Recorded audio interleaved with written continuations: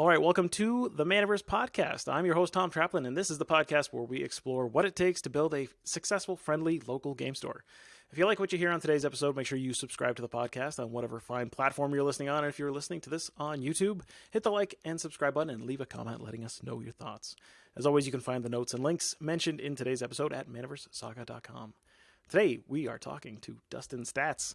Dustin is the owner and founder of Board Gaming with Education and BGE Tabletop. He has experience teaching English as a second language to a variety of age levels, from kindergarten to university.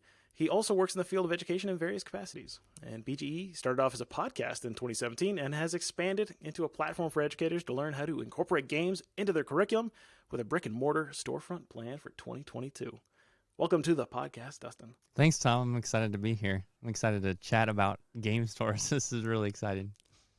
Cool. Me too. I'm looking forward to it. I always like talking with game store owners and future game store owners, and kind of digging into just the way the industry is going right now, and some thoughts and some processes and the plans, and it's all good. So, I am definitely interested in finding out a little bit more about what you've got going on in on your end of the your end of the continent. Yeah. We're pretty much at opposite coasts right now. And experiencing very different weather patterns. Right, yeah. So let me know. Let's start off with the very beginning. So I like to begin with, your story as to like, how did you get into this business? Why did you want to open a game store? Where did the desire to really kind of like go in this direction for your life come from? So what's your origin story for BGE? Right.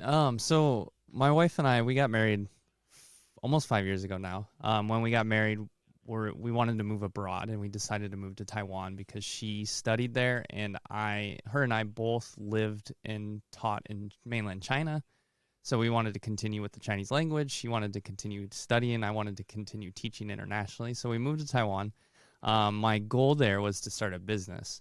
And when I moved there, I started it's an IELTS, which is an international English test service.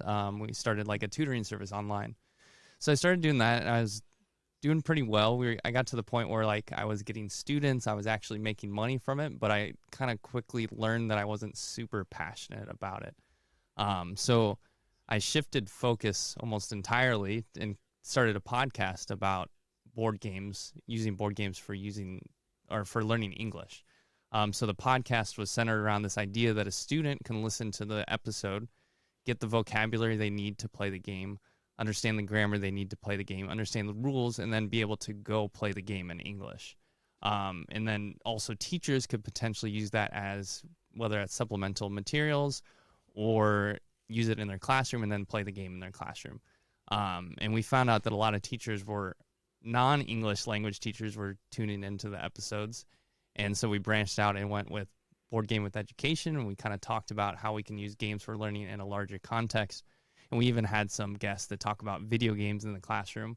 But our main focus is kind of board games. And I started running events in Taiwan based around this. So we started doing like board game meetups where we rented out this bottom area of this cafe. It was a friend's cafe. And we got to a point where we were essentially having to turn people away because it was kind of standing room only. Where we didn't ever turn them away, but they could always come. But we're like, well, there's not really a table to sit down, but you're welcome to like hang out and have a drink or whatever.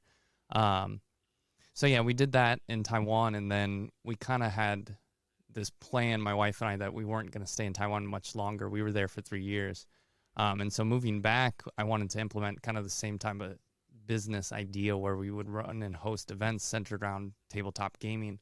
And we started doing that, but then we all know the pandemic hit, so I shifted focus and started selling the game. So I started reaching out to publishers and asking, hey, I have this idea of creating like curriculum or lesson plans around your games. Would you mind if we start selling your games? And then, and then as a complimentary of if a customer purchases through us complimentary, they will receive the learning resources with their game, the digital resources. So we started doing that, what's this year? This year's 2020. It's so hard to keep up. So 2021 with the pandemic.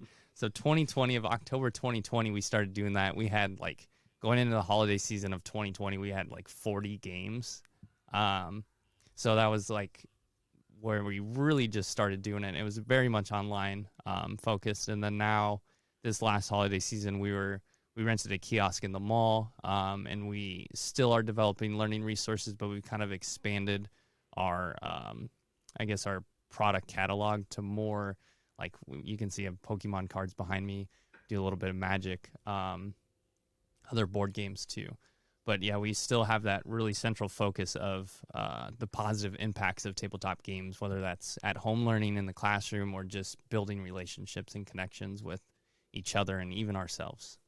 That's a really cool way to combine two worlds, really. Like it's a very unique take on board gaming, because not many people are coming at it from the educational standpoint and really using it as that educational learning tool. That's a really interesting way of doing it. What kind of goes into, for my own education, what kind of goes into the process of creating these learning resources? Like how much time do you invest in that? And like, tell me a little bit more about that. Yeah, I would say it depends on the game. I think some games are very easy to adapt for the classroom. A lot of the main focus or main questions or main concerns, I guess, that teachers or educators have is the amount of time it takes to play the game, the amount of time it takes to learn the game. Does it work with the number of players, and does it target the content we're learning? So we have to start with one of those three things, or maybe even all three. But we look at, for example, there's Nerd Words, which is a game by Genius Games. That was the first game we developed learning resources for. And it was also a game that we could use virtually. So at the time, all classrooms and schools were online. So we were looking at games. Well, what game can we adapt as a virtual game also to develop learning resources that teachers can use in their curriculum? So Nerd Words, I think, has a cap on the player count on the box, but technically you can play with as many number of people as you want. We developed this like slide deck. It's kind of a program that a lot of teachers use through the pandemic, where students can really interact with the PowerPoint that they're presenting. It's not a PowerPoint, but whatever brand it is. Sure. Just kind of looking at what we need to change a part of the game, and then how can we incorporate the content as a part of that gaming process. So we kind of have an outline of targeted resources we include. Like we have a lesson plan. We look at what content standards it hits. We also develop like a comprehension handout. So I think at the minimum, all the games that we have resources have at least a comprehension handout where you can ask questions after playing the game. Another game that I looked at, Evolution, I created a handout where throughout the game, students plot the amount of animals or food and resources in the game, so they can see how scarcity kind of eliminates other creatures in that game. If you've ever played Evolution, like once food starts running out, creatures start dying. Or you see something where in the game you can develop a carnivore creature, and you kind of see what happens when that carnivore creature becomes part of the game. Cool. No, I was just curious about the mechanics of creating this kind of content. So, do you thoughts? Do you offer it to everybody? Is everyone who purchases a game from you? Do you like automatically include these resources on top of the product? And like, how does the delivery work? Like, is it all digital, or is some of it like hard copy, or are there papers involved? Yeah, it's all digital. I mean, yeah, I think we've had some like printed resources at some conventions or like events we've went to, but yeah, it's all digital. When you purchase the game, for example, let's look at like Wingspan. If you purchase Wingspan from us, automatically when you check out, you'll get a chance to download the digital resources. If you have an account on our website, you should be able to just log in and download them at any time. Also, if you purchase a game from us now and we have yet to develop resources, you will receive an email with those resources in the future. So, for example, Werewords, we're just finishing resources for that. So if anybody has purchased Werewords from us in the past, as long as they kind of have their email on account, on file with us, they can get those resources, or they can just reach out to us. Where are you now in the process? So you've gone from, building out this educational brand, right, helping educators and helping people use games to teach language. But now you're focusing on going from a online only situation to more of a brick and mortar storefront. Where are you at the process now, and what's going into the consideration there? Right. Yeah. I mean, I like doing the online aspect of it, but there's a couple of challenges with that. And one major reason I'm kind of pushing for a brick and mortar store is really that community aspect, having that community space for our guests or customers. And we're kind of at the process where right now we just moved back from the kiosk at the mall. You can tell like there's a lot of inventory in this small little office space. And if we find something that we can turn into kind of a temporary solution until we can kind of really get that ultimate brick and mortar store that we want to open up, where it's like the goal. But if we can find like an office space or something where we can kind of have people with hosting events or anything like that, we'll probably do that sooner than later. So that's kind of where we're at now, is just looking for a space, looking for maybe an opportunity that comes up sooner than later. And just having that space for people to come play and host events is a big thing. We'll do, even if we don't have a space, I mean, we do events in the local community too. Like we have a pop-up at the cafe that we're doing. We're hosting also, we're exhibiting at a game-based learning conference. So it's a conference at a local school where they specifically talk about using games in the classroom. So really excited to be involved in those things too. You mentioned that you had a kiosk in the mall. So what was that experience like?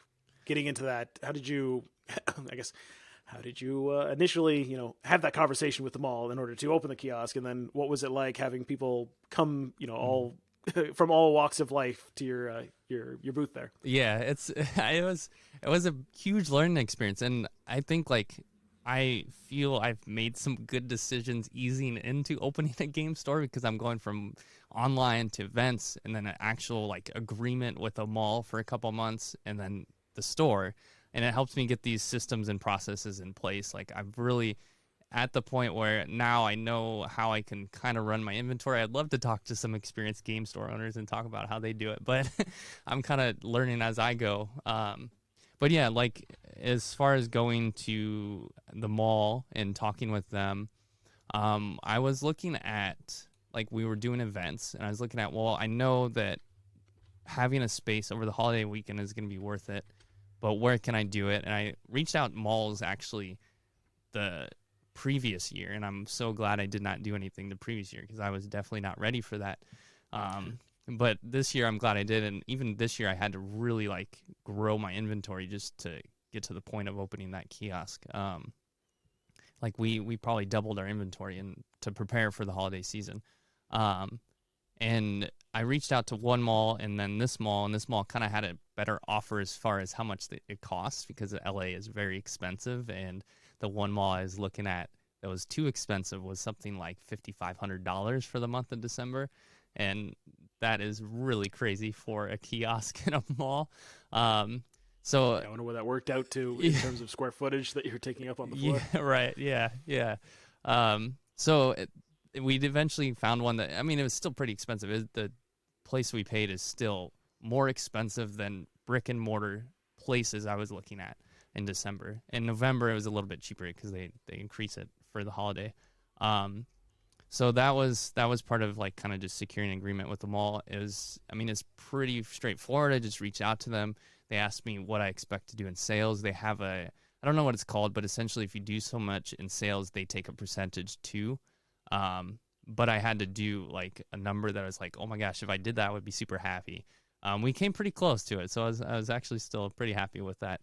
But then as far as like customers that come to the mall, we really expanded our product line like after the first week, maybe in the second week. We're also doing Comic-Con in December too. So we were kind of looking at what products would do well at Comic-Con and also do well with like the general population. Maybe not so much gamers, but just people that were walking by the kiosk and they might see something that interests them. So we started carrying like plushes. I don't know if you're familiar with the Squishable brand. They're kind of pretty popular now, and a lot of game stores are starting to carry this plush brand.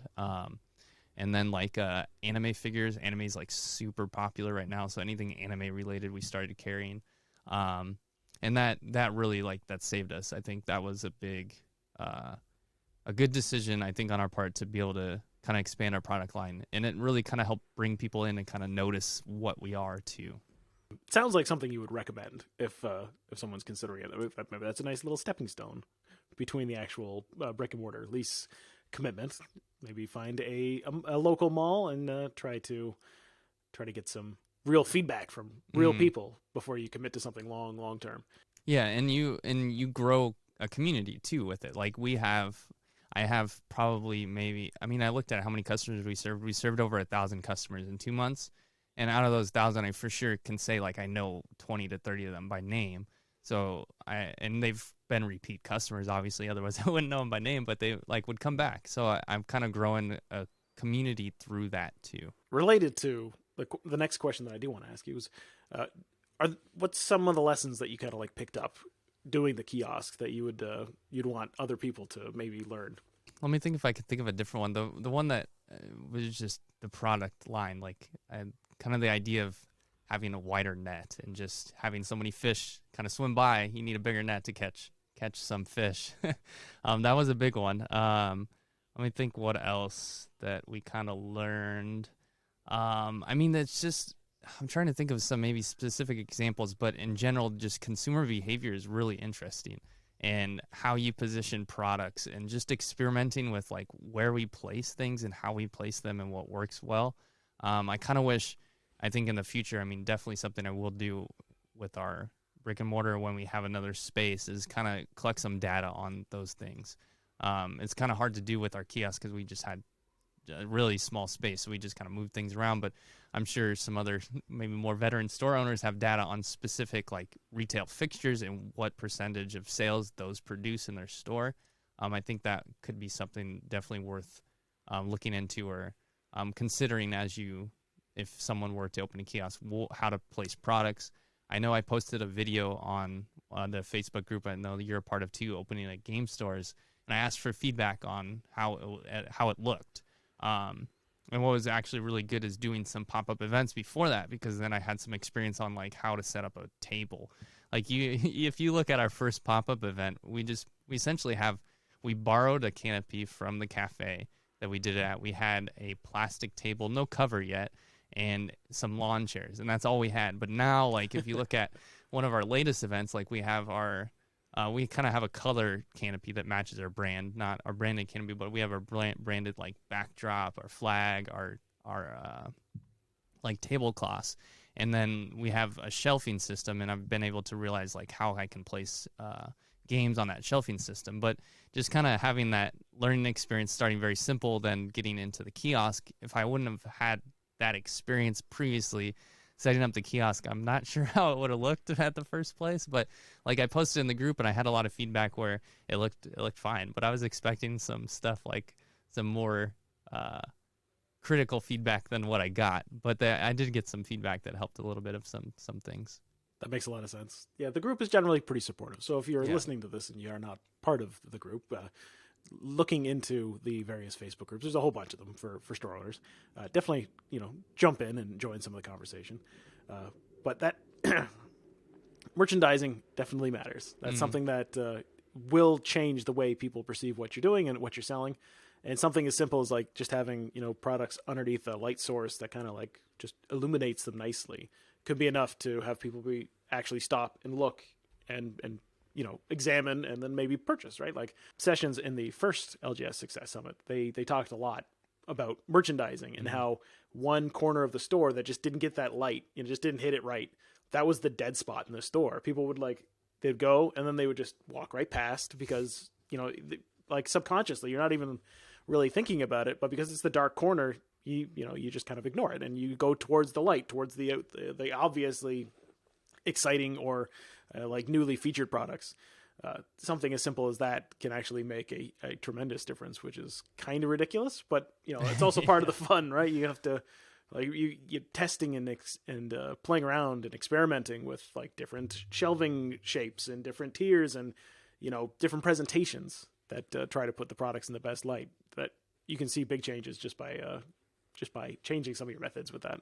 Yeah, I would say too, maybe a plug of a book, Paco Underhill, Why We Buy. I know maybe it's been brought up on your podcast. I know I've got the recommendation from somewhere. And it's huge for like understanding consumer behavior and how people purchase things and why they buy things. Definitely recommend that.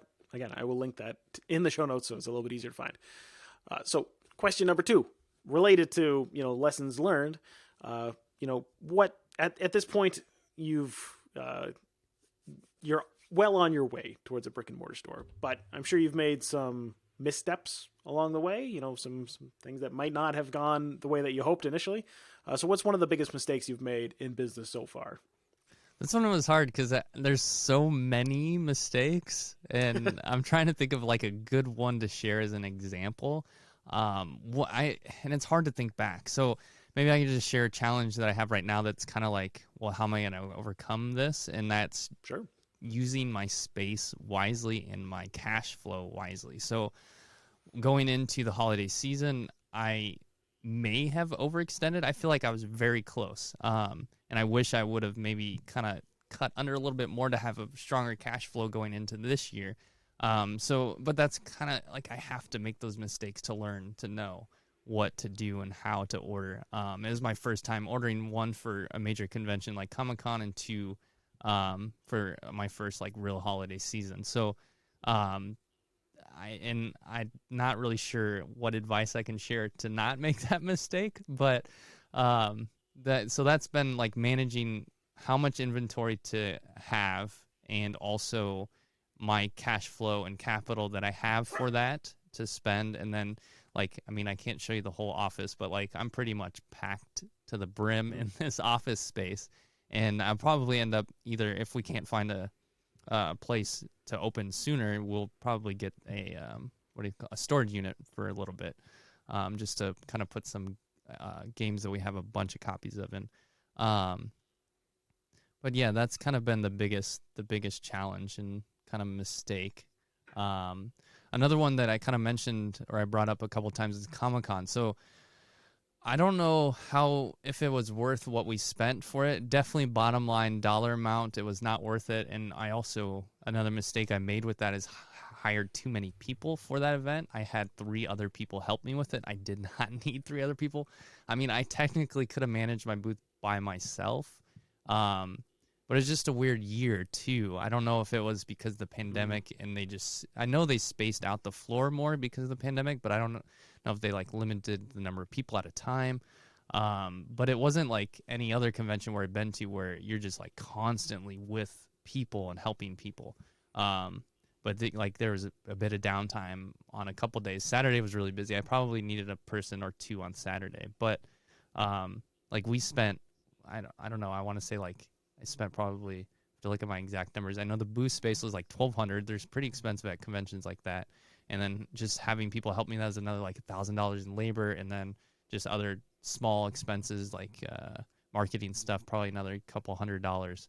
So like almost $4,000, and we did not do that in sales over the weekend. But then we did get a huge, massive social media following because we ran some like giveaways throughout the weekend. So we maybe long term, we'll see. I know I did get a few customers after the weekend that ordered through us online. So I don't know. It's just if you do a convention, maybe expect like they're expensive, like those big ones like that. That's definitely a challenge. Is if you've never done conventions before, I guess it's also a universal kind of business challenge, right? Like you don't really know what demand is going to be until you've kind of lived through the season, right? Like if your first year, you have no idea how many people are going to come in necessarily. You don't know what the customer flow is going to be like. You don't know what, hours of the day are really going to be the ones that you're going to need to staff for.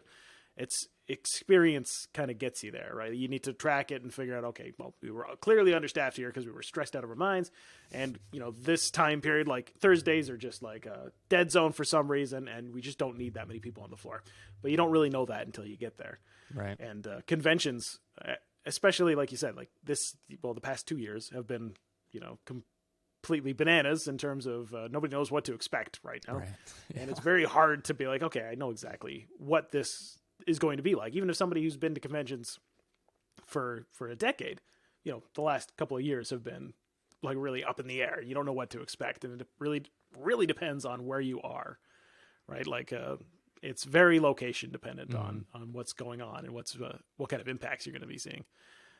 But yeah, that's definitely a challenge. It's definitely something to to keep in mind if somebody is thinking about maybe I should try out a convention or maybe I should try out a pop-up shop or something like that. Maybe play conservatively instead of going a little bit over the top, I guess. Right. I would say I'm still glad we did it, but is also just probably wish I wouldn't have had as much help. That's one thing I think I would have changed. But I had no idea. I had no idea what to expect. So it's like, I don't know. Yeah, and it's also fun kind of measuring results, right? Like it's, for one thing, for an event like that, for a convention, it's, you can look at the days and you can look at the sales for the day and then kind of see, well, what happened, right? You can look at the hard numbers right there, but it doesn't necessarily factor into the the extra ancillary stuff that comes after the fact, right? Like you said, like you definitely know that at least a few customers ended up shopping with you afterwards, and that you got some social media exposure, you got some new followers. Like, what's the value on that? How is that going to turn into bottom line revenue down the road? Measuring results, sometimes you need a longer time frame, right? You can't just look at the exact days of that event, because there's stuff that happens after the fact that does play into it, and you might actually make the wrong decision and evaluate it and saying, oh, this convention that I went to, it didn't really do enough. I ended up losing money. Like, you said, it was really expensive. I over-labored and I didn't make enough sales to cover the costs. But, that doesn't necessarily, like, maybe you got a really great reputational boost because of that. And you found a lot of people found you and, became more interested in what you're doing. And then down the road over the next, 3 to 6 months, they become customers. Yeah. But you won't necessarily put those two and two together unless you're really paying attention. Like, did I meet you at Comic-Con back in October? Like, were you there? Yeah, like that's an interesting challenge of doing that kind of thing. I was gonna say, because you're sharing with maybe a repeat customer. There was one customer that visited us at the kiosk at the mall, and then I saw him at Comic-Con, and I recognized him as like a dad and maybe I think 3 of his sons.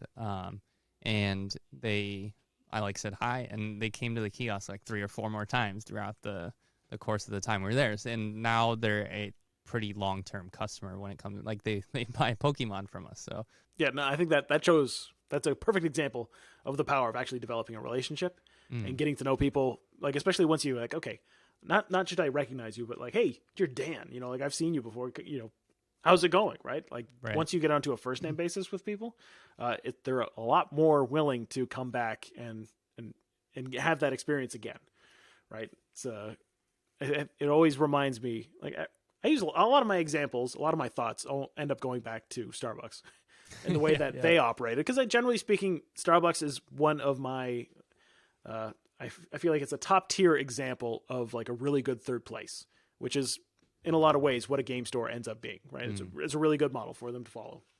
But one of the things that they emphasize, and it's hammered into the training program, that you ask for the person's name and you are encouraged to find out, who they are, and kind of have a little bit of a chit chat, right? While you're making the drink or whatever, and you're handing it off at the bar, you're supposed to engage this person, right? Because they know that when the person knows you, they know the barista, right? They they get to know them by name. And when the barista can recognize them, that connection really makes it hard to, it makes it hard for the person to go somewhere else, right? When they want to satisfy their coffee desire, right? They'll probably become Starbucks customers for life. Like, if they go in 2 or 3 times and that person's like, hey, Bob, how's it going? They're going to become repeat customers for a very long time. They know it's worth the investment and creating that connection. It's a definitely important part of the business in general. Flip that on its head then. So we've talked about some challenges, some difficulties. What's something that you're really proud of? What's the biggest win you've had so far that you want to share with? Let's see. I think a couple things that are just coming to my mind. One is a huge one that I feel like is probably one of the best business, as a business decision that I've done in a while, is shift our store from WooCommerce to Shopify. WooCommerce, it's not a bad platform, and it's very flexible, and you can do a lot with just hosting on WordPress and adding WooCommerce. However, Shopify is just so much more streamlined, and it just integrates so much better with things. And being able to add products to our site, we can do it I don't know, it probably takes 30 seconds to add a product to our site, or WooCommerce, it would be a 2-3 minute process for each product. So that is a huge save of time. And then, yeah, the other one probably like this one is actually related to the other question, like mistakes. I know I saw a lot of this happen throughout the craze of Pokemon, and I was kind of nervous for it, whether I should, how much I should order, and how much I should, I guess just how much of it I should order when it was popular. And I'm glad I kind of eased into the product line. And I've been doing that very well with a lot of different product lines. I don't jump all in. Like another example, we just bought some miniatures and just 50 of them from one like particular brand, I think Reaper Miniatures. And just like kind of just starting slowly with just different product lines. I mean, it really saved us with Pokemon because we weren't on the hook with like 100 booster boxes that our distributor needs to now sell to us. And like, I don't have money for 100 booster boxes, and now Pokemon people aren't, I mean, it's still in demand, I feel like, but people aren't spending the MSRP on them. Like some of the booster boxes online you can get for below MSRP. You can get for below what I paid for them. So, yeah, it's just like, I think that was a good kind of gut instinct that we had when we started getting into Pokemon. And then just going back to community, I think that's been a big decision just from the very beginning. Is that's been our focus, is not really like, we're not a retail operation. We are, but really our focus is kind of on growing that community, and we want to have events like that is what we started as, and we're really ready to get going with that. Hopefully next year, or I guess it's already this year. So hopefully this year, like we can find a place that's willing to have us. I know the cafe is kind of more open. We have a good relationship with the cafe that we do pop-ups at. We hosted like a pub quiz night. Well, I guess like cafe quiz night there not too long ago. So hoping we can do some events there or other places in the area. That's definitely a good win, right? It's a good victory, or at least it's an avoided loss. I guess that would be another way to put it. Yeah. Right. The idea of, like we kind of touched on it already, but the idea of being a little bit more conservative when you're just starting out and not jumping into something, even when it's super hot, like that's could be a trap, right? Like you don't want to be stuck with a massive order that you can no longer sell, or you have to sell at a loss, right? That could be devastating when you're just getting started. So what's the number one thing that you think game store owners should be thinking about right now? Early 2022, what should game store owners be thinking about? Like this is kind of tough for me since I don't have the brick and mortar store, but I am online, and I think that is one thing, is like how are you going to set yourself apart, not only from like getting your games online, but also like just Amazon, and then also other places for entertainment. Like how are you going to be that retail experience where people just want to go? And the community is a big part of it, and a lot of game stores really thrive on community. Just thinking about some other game stores and some ones that I follow on TikTok. There's one in Pennsylvania. They're more like, I don't know exactly the concept, but it comes from, he talked about it, and I might have to send you the link of the store. But it comes from Japan, and they have a lot of they have an Asian market in there. They have anime you can check out. They have games. They have a streaming station. They have like table space to play. They have a painting station. So just like that experience of going to the store is something that you want to go do, and you'll spend some money there. So I think just like, what can you do to really lean into that? And then you also mentioned like third place, like how can you really create that community aspect? I think that's the future forward with all of retail, or especially like small store retails.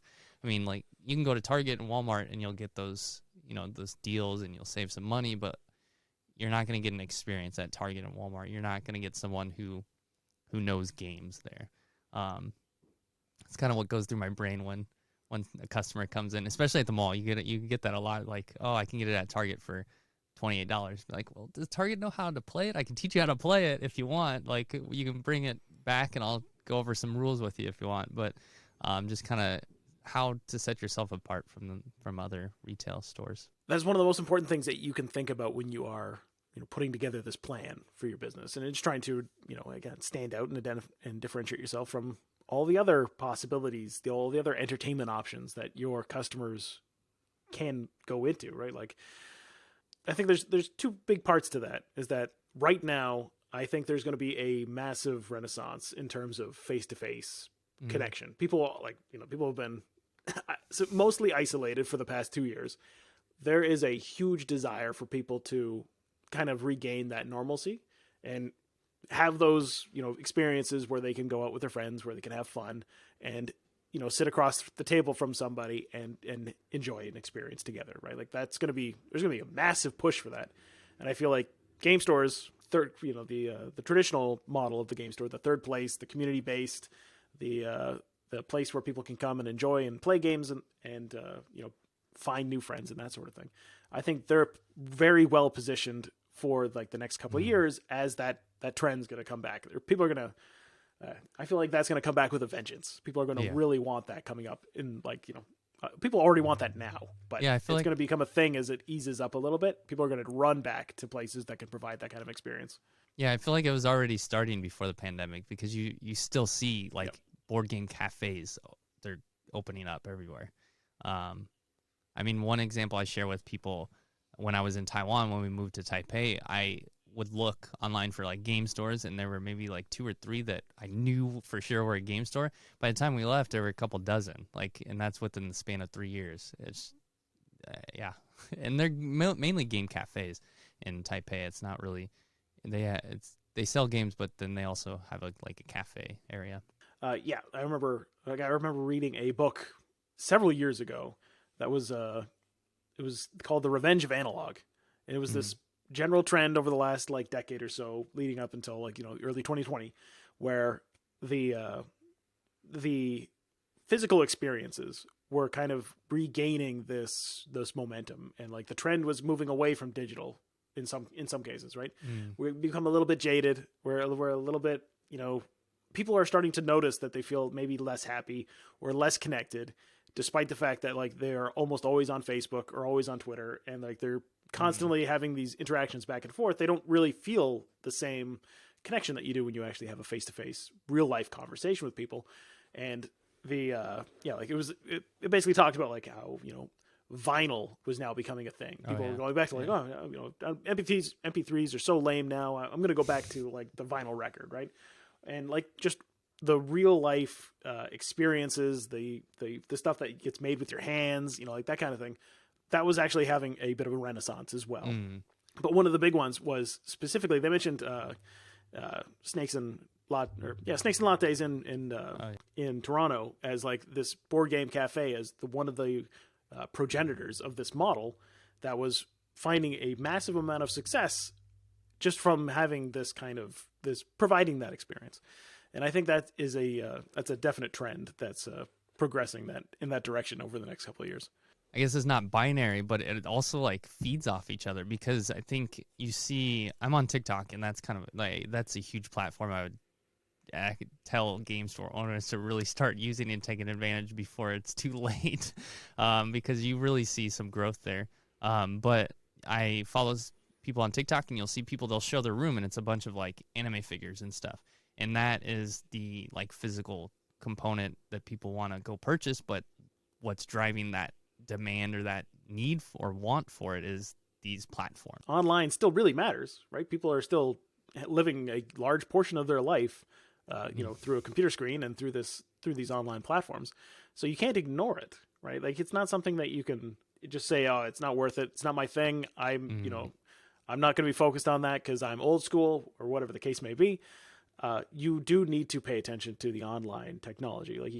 You can't not, have a website. You can't not be on social media. That's pretty much the very baseline that's expected of you, right? If people want to visit your store, or if people want to find out about your store, they're probably going to search for you online first. They're probably going to see if you've got a Facebook page and see if you're posting anything. And, if you're not, it just doesn't look like you exist for a lot of people. So table stakes, right? You need to get in on the online portion of things, but you also do need to provide that real life experience that people want. And it's the combination of the two, right? It's the marketing brings them in, and then the experience is what turns them into a customer. That's what that's what closes the deal. What would the best piece of advice for somebody who's planning on starting their own game store be? If you had, if somebody was maybe in your position a year ago or 6 months ago, and they said, hey, I'm not going to open up next door to you or anything like that, but I'm moving along the same path as you are. What would you tell your past self, I guess, to avoid or to think about? Or what I learned, and I think what worked well for me, but then maybe you have a different experience, is either start conservatively, and that's kind of the experience that I really lived through, because you're going to make a lot of mistakes, and those mistakes are going to cost you money. So if you start slow, you can afford to make some small money mistakes, or have enough capital to be able to make a lot of mistakes, and you can start quick. Because I know, like, looking back at this year, like I'm going to do like a real audit of what I spent my money on, like, entirely, and like look through the last quarter and everything, and just knowing I spent money where I shouldn't have, or I did some mistakes, or I bought some products that have been sitting for a little bit and I maybe should not have went so much into that product. And I guess that's kind of maybe a side note, is like really casting a wider net with your product versus going just into one product, unless you're really going to focus, like, unless you're going to be a Pokemon store. I guess it's a little bit different, but yeah, I think that's kind of a big thing, because you're going to make a lot of mistakes, and a lot of times those mistakes are going to cost you money or time. So you got to really be ready to eat those mistakes.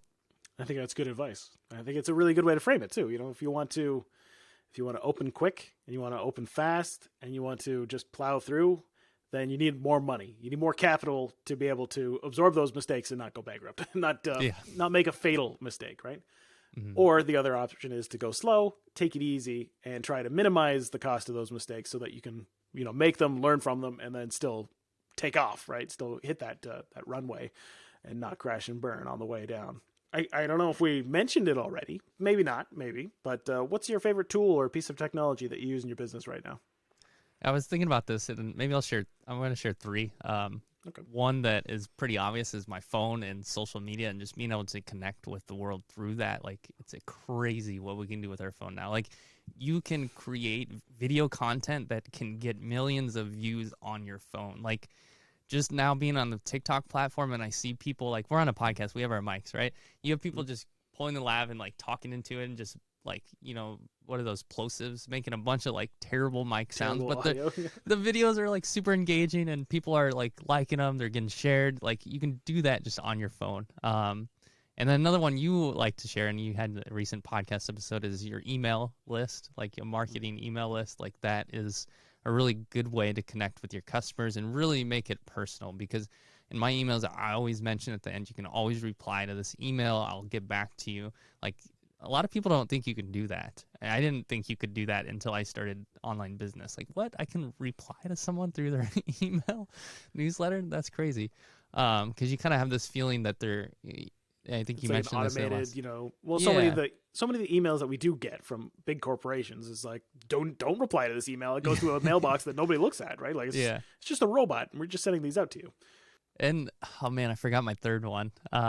So I might have to pass on that. Those are two good ones, I think. My suggested third one would have been Shopify, but we already did kind of say, hey, this is a really nice platform for getting things online, and it's really streamlined. And like, there are other options. Like, I tell store owners that, Shopify is probably the one that I recommend the most. Like, if you want to get your store online, if you want a platform that you can sell that's super easy to get into and doesn't take a lot of work and doesn't take like any real development skills, you don't need to know code or anything like that. Shopify is great right out of the box, and it's super convenient, and it makes things a lot easier. It has a few shortfalls depending on what your business model is, right? Like, some things don't quite plug into Shopify. Like, singles are the thing that come up to the top of my mind in terms of that. But if you're not a singles focused game store, Shopify is a fantastic option for you to get stuff online.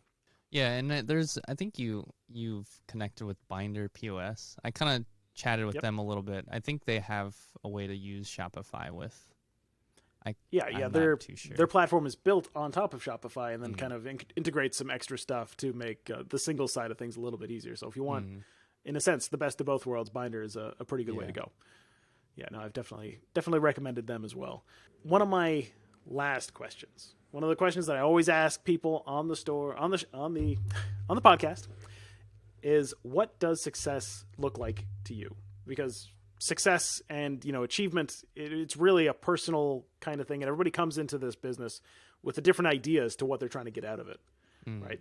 Sometimes you don't have any idea. You're just like, I really like games, so I thought this would make a lot of sense. But hopefully that's not the case. Hopefully you've got a direction that you're trying to move in. So I'm curious, what are you working towards, and what does success really look like? Yeah. There's I don't know if you're familiar with Gary Vaynerchuk. He's he's someone I first listened to him maybe a few years ago when I got into online business, and I was like, who's this guy? But then this last year I kind of been listening to him, like, wow, he has some really like high quality messages.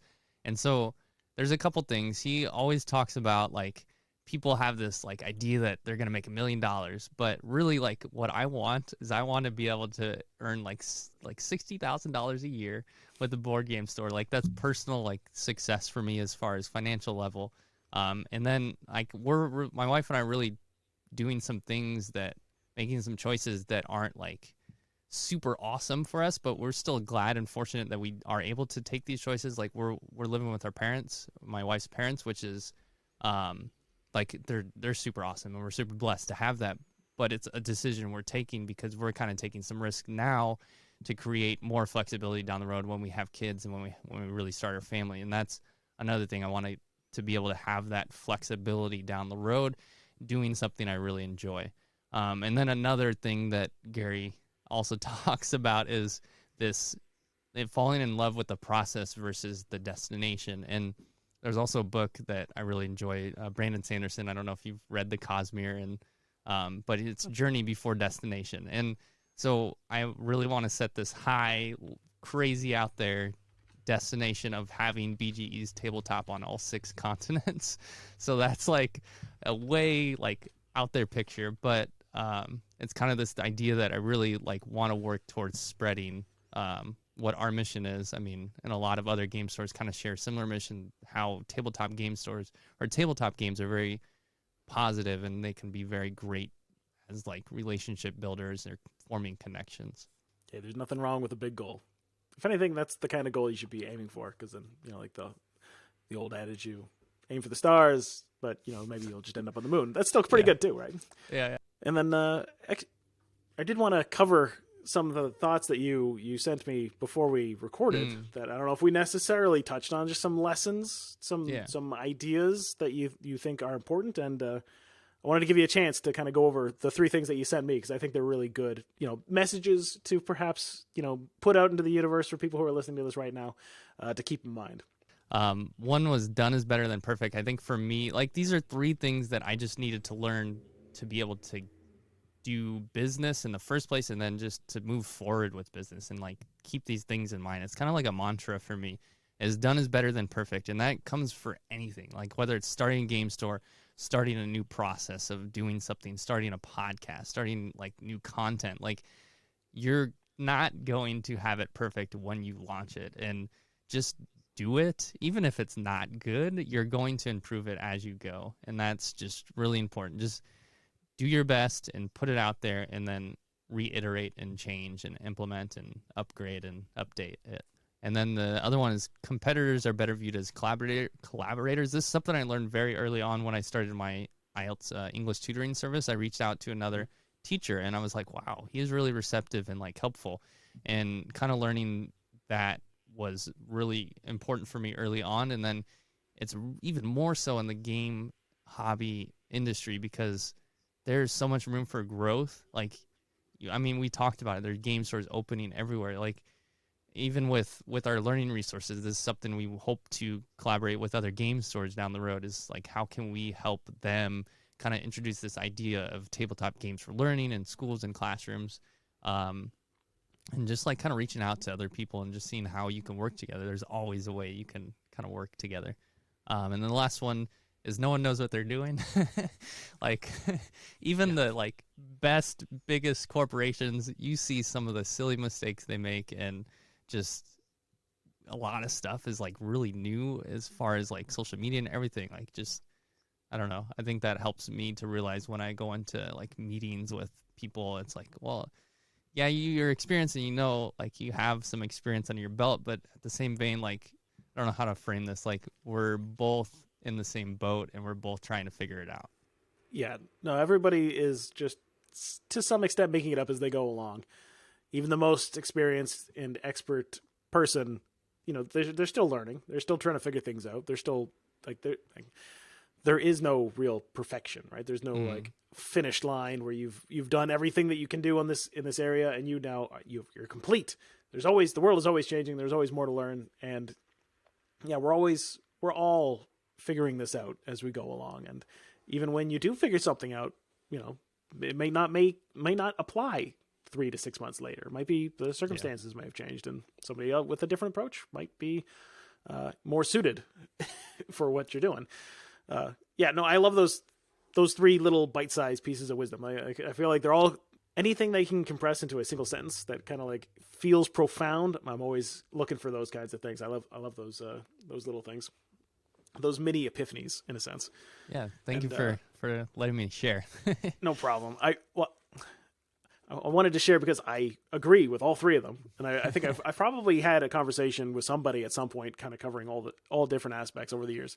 But the one that I wanted to like really emphasize is the second one that you talked about with don't view competition, don't view other game stores as necessarily people that you need to combat, right? Like these are people in the same boat as you, like literally, these are entrepreneurs, these are business owners that are just for the most part trying to do something incredible and do something, beneficial for them, for their customers, and for their families. There's no reason to see them as an enemy, right? Almost every single time there is a opportunity for you to cooperate in some capacity. There's a way for you to work together that you don't have to necessarily butt heads. You can find a way that, you can be complementary to each other. You can share customers in a way. You can change your program so that you don't overlap and step on each other's toes. There's all sorts of ways to avoid the unfortunate, angry feelings of having somebody open up nearby to you, kind of selling to the same customer base. But generally speaking, the more game stores that exist and that are performing at a high level, that have, a good base of good customer service and great foundational business skills and offer a really great experience, the more of those that exist, the bigger the pie becomes. The more gamers are created, right? The more it becomes a more mainstream phenomenon where people are more open to the idea of playing a 3-hour board game that's not Monopoly, right? Or getting into Pokemon, or getting into Magic, or Warhammer, or the other facets of the industry, right? I think the rising tide raises all boats kind of thing, right? Is that if we all do well and we all work together, I think everyone can win even more so than working alone. So I definitely wanted to kind of just add a little cherry on top of that one. And I think it's a really great point to kind of wrap up the conversation, tie a little bow on it, and say, hey, we're all in this together, and we can all do better if we all work together. So thank you very much for offering those bits of wisdom and for coming on the podcast and sharing some of your experience with us. Yeah. Thank you so much, Tom, for having me. This was fun. Like I said, I'm always excited to talk about this stuff. All right. And before we sign off, where can people go to find out more about you?